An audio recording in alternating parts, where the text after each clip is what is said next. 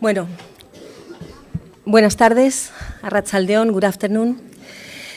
Bueno, en primer lugar, debo agradecer en nombre del Colegio y de la Asociación de Periodistas Vascos y en el mío propio este espacio que la Facultad de Ciencias Sociales y de la Comunicación nos ha concedido para venir a hablaros de lo que hacemos quienes hemos decidido dedicar un espacio de nuestro escaso tiempo a mantener activas las estructuras de un ente colegiado que aglutine y conecte a las y los que nos dedicamos al periodismo y que a la vez represente a la profesión, procurando otorgarle en Euskadi una mayor visibilidad, una mayor capacidad de influencia y más prestigio social, cualidades de las que los periodistas andamos más bien escasos en general. Quienes somos y nos sentimos periodistas, coincidimos con Gabriel García Márquez en que el periodismo es la mejor profesión del mundo, y ello por muchas y distintas razones. En primer lugar, porque supone para quien lo ejerce la oportunidad de vivir un aprendizaje continuo acerca de los más interesantes y variados temas y el privilegio de poder elaborar un producto que nunca es el mismo. Cada día la noticia es diferente. Y, por lo tanto, esto exige de nosotros una enorme dosis de creatividad, pero sobre todo una enorme dosis de curiosidad, que al final la curiosidad es la materia prima de la que está hecha la información. A ver si esto me va. El periodista se dedica a indagar, a buscar la verdad y a verificar los hechos antes de contarlos, porque, como decía Soledad Gallego Díaz, el periodismo trata de hechos y no de opiniones. Y los hechos tienen una verdad demostrable. No existen verdades alternativas ni existen hechos alternativos. Para nosotros debe existir únicamente la verdad periodística, que es la verdad contrastada. En este proceso de indagación, el periodista tiene el privilegio de estar allí donde muchos no pueden llegar y de hablar con quienes a muchos les gustaría tratar para averiguar lo que la ciudadanía necesita saber y que no siempre es lo que algunos desearían que se sepa. Porque la información, no lo olvidemos, es un derecho ciudadano y, en consecuencia, los periodistas tenemos no solo el privilegio de conocerla de primera mano, sino también la responsabilidad y el deber de transmitirla como servidores públicos que somos. Hoy, más que nunca, los periodistas nos debemos a un código ético y deontológico del que seguramente habéis oído hablar todos y que vuestros profesores os habrán explicado con profundidad, ¿no? Un código que garantice a los ciudadanos poder estar informados con criterios de rigor y calidad. Y es ahí precisamente donde se enmarca la labor de los colegios profesionales de periodistas, que deberían poder ser vigías y garantes de que eso se cumple. Y digo deberían, porque el problema que nos encontramos es que, a diferencia de otras profesiones tradicionales, como pueden ser los médicos o los abogados, en las que colegiarse es preceptivo para poder ejercer el oficio, e incluso una mala praxis periodística te puede echar temporal o totalmente de la profesión. En nuestro caso, como en el de otras profesiones de más reciente creación, como psicólogos o sociólogos, la colegiación es optativa y, más que a una funcionalidad arbitral, responde a un compromiso personal y a la necesidad de pertenecer a un colectivo que sea, lo que decíamos al principio, socialmente valioso y respetable. Porque, a pesar del poco prestigio del que gozan en general los periodistas en nuestro país, a quienes se nos tilda de mentirosos, ignorantes, superficiales, irresponsables, vendidos al mejor postor, etcétera, etcétera, de forma genérica, vosotros sois la mejor prueba de que el entusiasmo por esta profesión no decae, ni entre quienes estáis deseosos de empezar a ejercerla, ni entre quienes ya la ejercemos, ni entre quienes la enseñan, ni incluso entre quienes nos critican pero nos necesitan para estar bien informados. Aún asumiendo que estas críticas en algunos casos se justifican plenamente, existe algo llamado vocación, que en el caso del periodismo, un oficio muy poco rentable a nivel lucrativo, es consustancial a la apuesta de vida que una persona hace cuando decide dedicarse a ello, motivado por una fuerte valoración de la verdad y un profundo anhelo de libertad y de justicia. Ese es nuestro mandato profesional. Y os aseguro que es el mandato de la inmensa mayoría de los periodistas anónimos que trabajan a diario en las redacciones de este país, pese a la mala fama de algunos sinvergüenzas que por intereses personales nos ponen, ¿no?, por su actuación individual. Por tanto, dignificar la profesión con nuestro trabajo diario y pertenecer a un colectivo que sea socialmente valioso y respetable. Ese fue el ánimo de quienes crearon en el año 1922 la Asociación de Periodistas Vizcaínos en Bilbao, casi a la par de que se constituyera en Santander la Federación de Asociaciones de Periodistas de España, es decir, la FAPE, de la que seguro que habéis oído hablar, y de la que nosotros formamos parte como una de las asociaciones decanas de mayor antigüedad. Eran años difíciles tras la Primera Guerra Mundial y las asociaciones se mantenían sin medios económicos gracias a la buena disposición de sus dirigentes, algo que en nuestro caso ocurre hasta hoy, porque os digo que el trabajo en el colegio y las asociaciones de carácter voluntario no recibimos subvenciones gubernamentales y nos mantenemos gracias a la cuota de nosotros, los asociados, que son 10 euros al mes, y algunas aportaciones que recibimos de entidades privadas o público-privadas. La Asociación de Periodistas Vizcaínos estaba estrechamente vinculada al sector editorial en sus inicios y a las empresas periodísticas que existían en el territorio. Y su visión y misión se resumen perfectamente en la frase que presidía su sede, que es esta: la libertad de prensa nace del arte de tutelar de la imprenta, depósito imperecedero del conocimiento y la cultura, que debe ser el consuelo de los sabios, la luz de los pueblos y el terror de los tiranos. El periodismo siempre ha sido incómodo para estos, y quienes crearon la Asociación de Periodistas Vascos tenían muy clara la labor pedagógica y social de este oficio y se sentían en el deber de reivindicar esa función de denuncia y tutelaje del acontecer público y de la libertad de pensamiento y de expresión en momentos en los que ésta corría el riesgo de ser cercenada. Superada la dictadura de Primo de Rivera en 1931, se crea La Hoja del Lunes, que tenía un doble objetivo: que los trabajadores de los diarios tuviesen un día de descanso y que los periodistas asociados dispusieran de una publicación semanal como fuente de ingresos.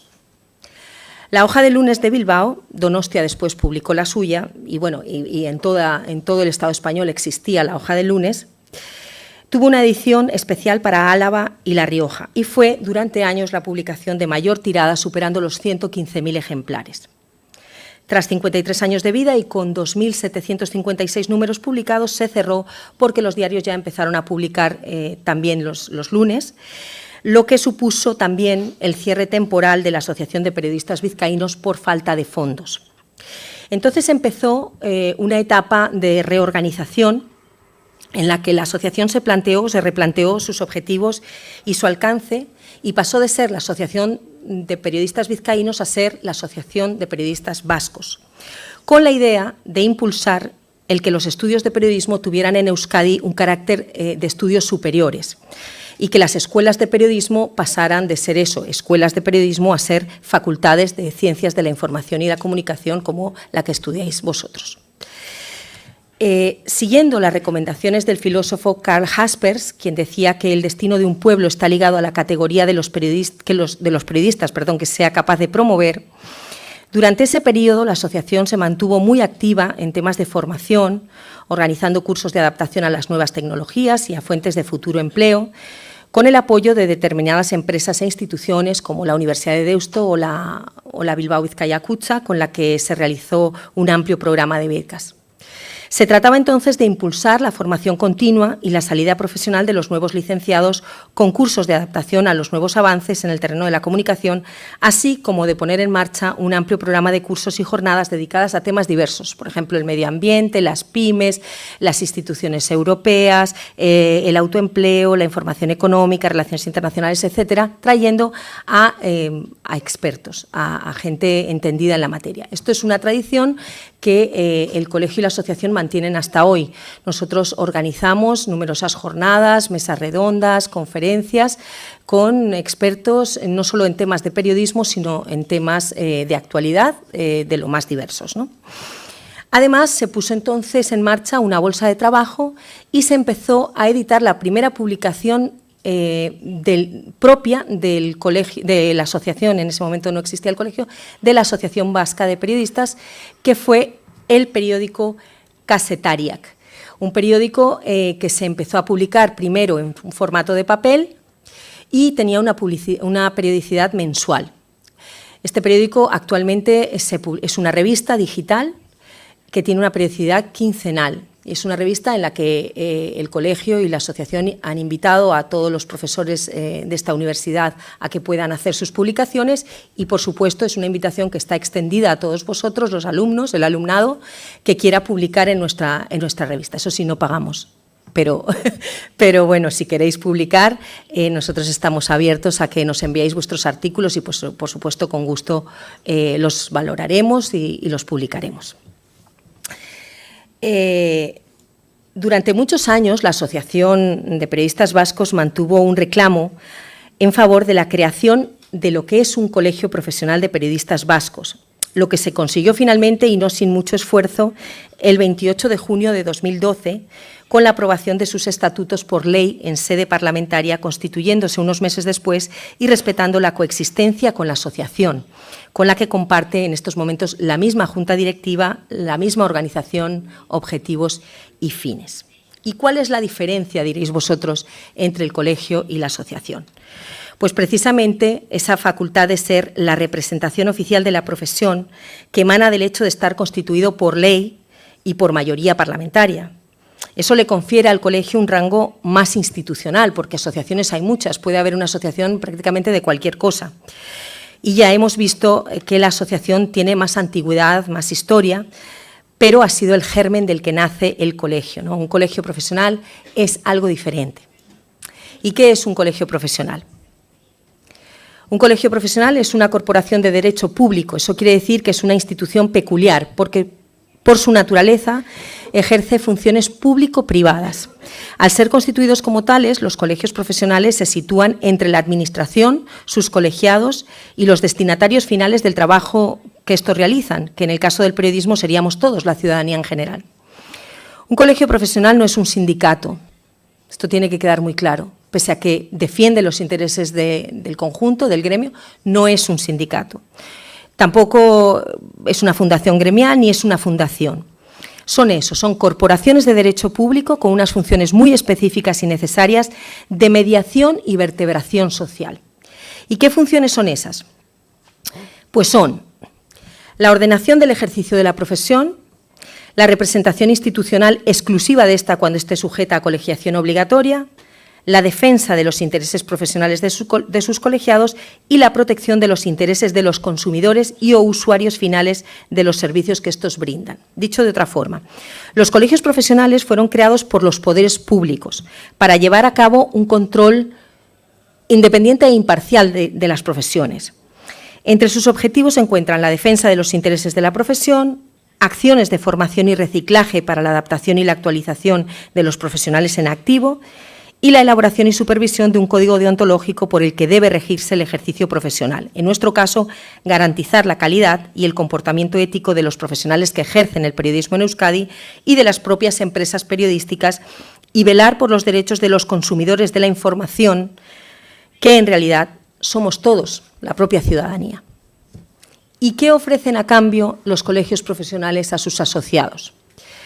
Ofrecen la defensa de los intereses de la profesión ante los poderes públicos, un código deontológico, nuevamente, que sirva de amparo al ejercicio profesional de cara a posibles imposiciones o presiones, esto es muy importante, tanto del sector público como privado, una constante actualización sobre la legislación, normativas, iniciativas y proyectos que pueden afectar a la profesión, acciones de formación específica a lo largo de su vida activa, diferentes servicios como bolsa de empleo, asistencia jurídica, publicaciones, descuentos en seguros, viajes, entradas a museos, etcétera, y, sobre todo, un espacio de encuentro donde compartir experiencias, inquietudes, dudas o reflexiones, conocer aspectos del futuro de la profesión y analizar tendencias.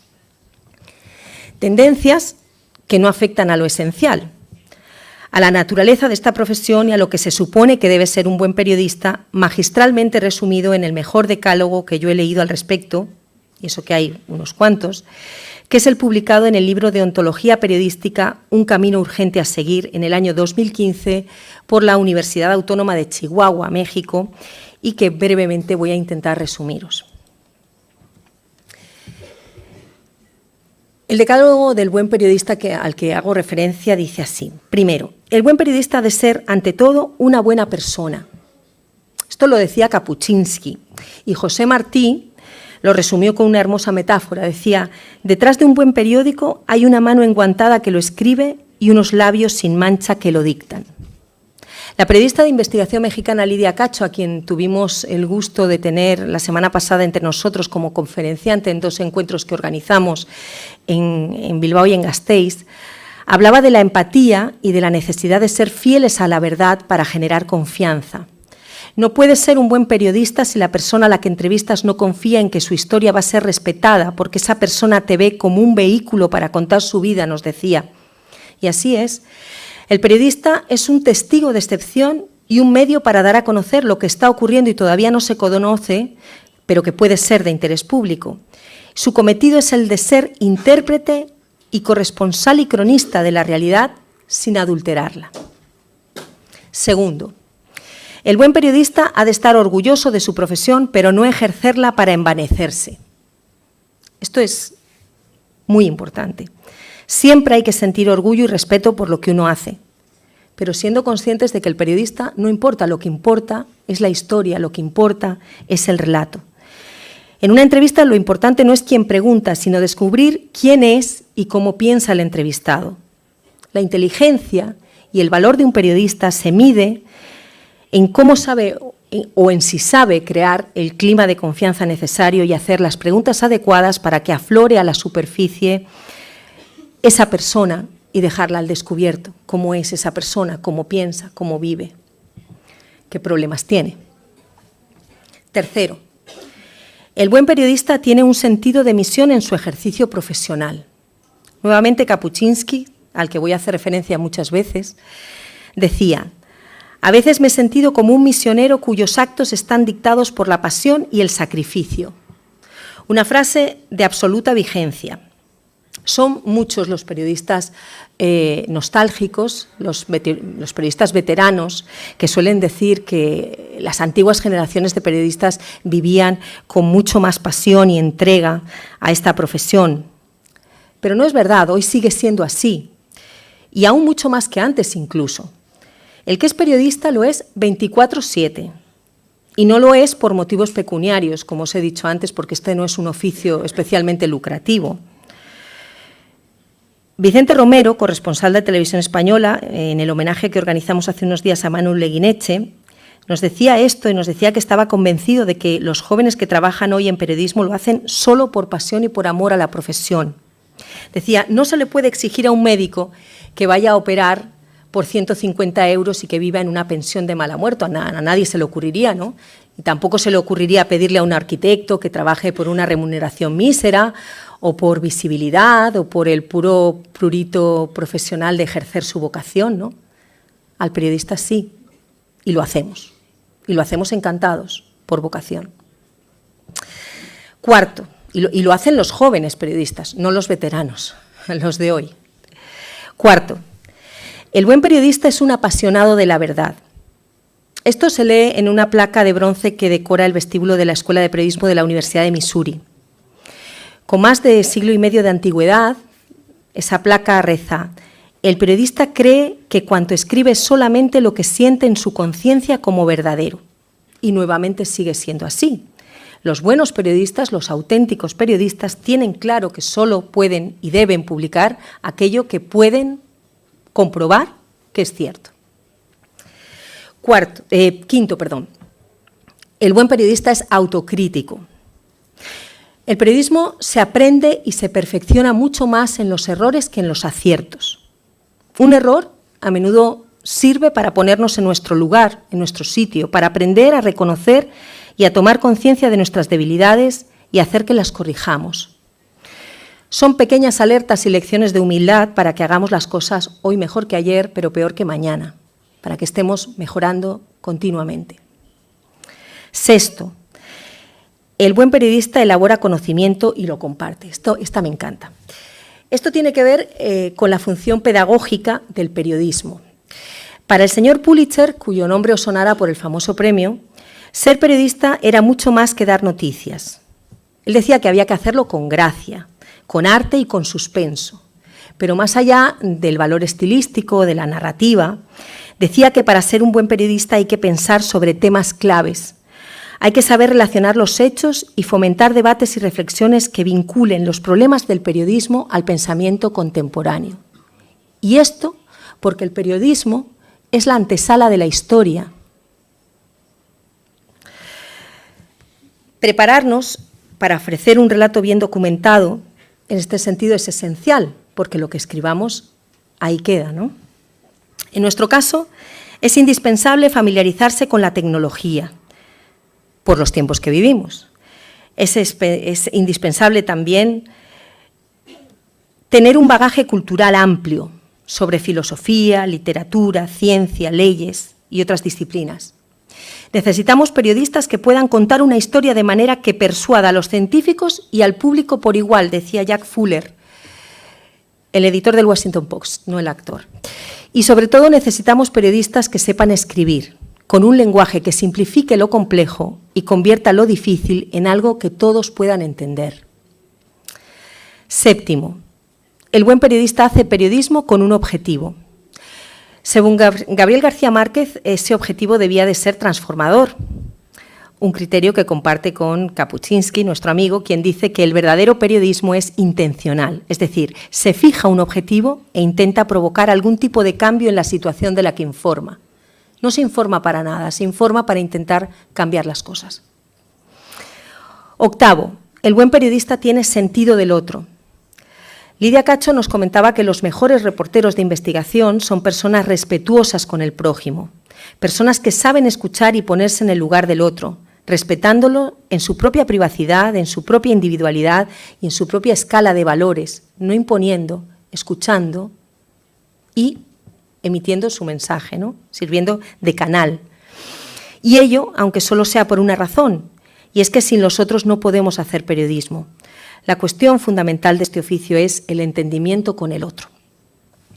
Noveno, el buen periodista es independiente. Lo ideal es ser lo más independiente posible, pero la vida está lejos de ser ideal, ya sabemos. El periodista se ve sometido a muchas y distintas presiones. La primera, su condición de asalariado, que lo sitúa en una aparente posición de debilidad. Y digo aparente porque la conquista de ese pedacito de nuestra independencia se gana cada día, no sin dificultad y a veces a un precio muy alto. Pero a pesar de todo es una condición necesaria e irreemplazable para quien quiera ser un buen periodista. Hay que ser valiente, no kamikaze, no heroico, pero sí íntegro. Y eso hoy en día requiere de cierto coraje, pero hay que hacerlo. Décimo, el buen periodista mantiene intacta su capacidad de asombro, lo cual va estrechamente ligado a la capacidad de hacerse preguntas, que es a la vez el resultado de un fino instinto, de un sentido de la intuición, para descubrir lo que está oculto o inédito y de una sabia y humilde disposición a aprender siempre, de toda persona y en toda circunstancia. Las mejores investigaciones, los trabajos periodísticos de mayor calidad, son el resultado de hacer las preguntas adecuadas en el momento preciso. Cuando ya no hay preguntas y la capacidad de asombro desaparece, aparece una cosa peligrosísima que es la rutina profesional. Y uno corre el riesgo de estancarse en la autocomplacencia. Y eso está muy mal porque, como decía Kapuscinski, el periodismo es un acto de creación. Este es Kapuscinski. Para que eso no ocurra, para mantener intacta nuestra capacidad de asombro y nuestra inquietud por conocer y saber más, debemos renovar siempre las preguntas. Si el periodismo está en crisis es porque seguimos haciéndonos las mismas preguntas sobre cosas que ya sabemos. Deja que las preguntas se renueven cuando las cosas cambien, nos recomendaba Lidia Cacho. Y no hay duda de que vivimos en un momento de grandes cambios y de preguntas trascendentales, sobre todo en el periodismo. Gracias al avance tecnológico, hoy existen nuevas posibilidades de difundir información, como todos sabéis, por nuevos canales y con nuevas narrativas, que los medios tradicionales empiezan a adoptar para conectar con vosotros, con el público joven que prácticamente no abre un periódico, ¿no? Luego os preguntaré cuántos de vosotros sois lectores de periódico, pero me imagino que no muchos, ¿no? Vosotros os informáis básicamente a través de las redes sociales. Tenemos el ejemplo reciente del Correo, que acaba de abrir o de inaugurar un canal de TikTok en el que sus periodistas, también todos muy jóvenes, porque las plantillas se han rejuvenecido igual que la tecnología, informan con un nuevo lenguaje y hasta en un tono más desenfadado de las noticias, o de periodistas como, siempre pongo este ejemplo, como Emilio Domenech, porque creo que fue uno de los primeros corresponsales españoles que desde Nueva York informaba a través, era multiplataforma, ¿no? A través de muchas plataformas, Twitch, Instagram, etcétera, ¿no? Pero hemos de ser conscientes de que estos nuevos medios no son más que herramientas, no son más que eso, medios, y de que es un error confundir el periodismo con la comunicación. El periodismo forma parte del mundo de la comunicación, pero no toda comunicación es periodismo. La diferencia entre ambos es que el periodismo exige cumplir una serie de reglas mínimas que lo doten de veracidad. Es quizá menos brillante, menos vistoso, pero es más importante porque tiene una función social imprescindible para las democracias avanzadas, especialmente en un momento en el que proliferan los bulos y las mentiras fabricadas para manipular y conformar a la opinión pública. Nada desprestigia más al oficio que las noticias falsas, y la única manera de luchar contra ellas es practicando lo que os decía antes, un periodismo independiente. Y eso se puede hacer escribiendo en un tabloide o haciendo una crónica desde Kiev con un móvil a través de TikTok, grabando un podcast o contando la rebelión de las mujeres iraníes en un live en Instagram o en Twitch. Lo importante no es el continente, no es el medio o la herramienta, sino la calidad y la veracidad del contenido. Continuamente, últimamente, se habla mucho de la necesidad de legislar contra las fake news. Yo personalmente creo que sería mejor hacer una labor pedagógica que fomente el espíritu crítico y prevenga a la ciudadanía dándole herramientas de juicio para poder discriminar lo que tiene y lo que no tiene valor periodístico. Paralelamente a eso, los periodistas deberíamos trabajar en favor de la transparencia para dar a conocer de dónde salen, quiénes las financian y cómo y para qué se distribuyen esas noticias falsas, con qué objetivo.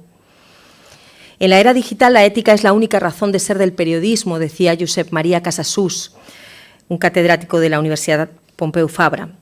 Los colegios y las asociaciones de periodistas debemos ser, no sé si policías de la moral, pero como poco un faro de referencia ético y no dudar en alzar la voz para denunciar aquellas cosas que no se hacen bien en la profesión y para con la profesión.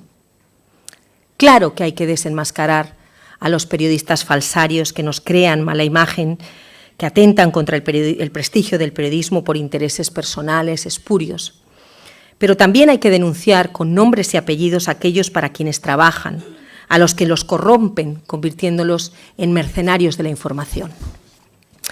Y eso solo lo vamos a poder hacer juntos, actuando como un solo hombre o mujer, como un colectivo cohesionado, concienciado, fuerte y unido en la defensa de nuestros intereses. Esa es la labor del Colegio Profesional de Periodistas, de un colegio como el nuestro. Crear esa conciencia de colectivo.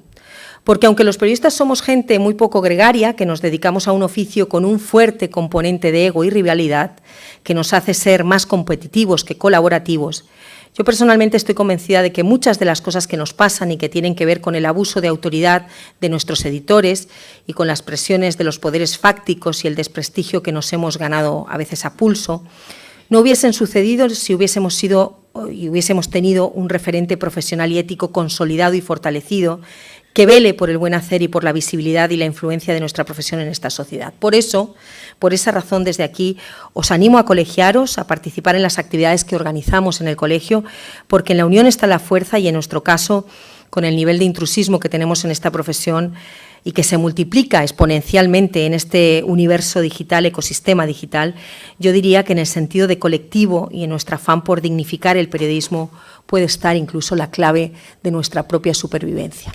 Muchísimas gracias.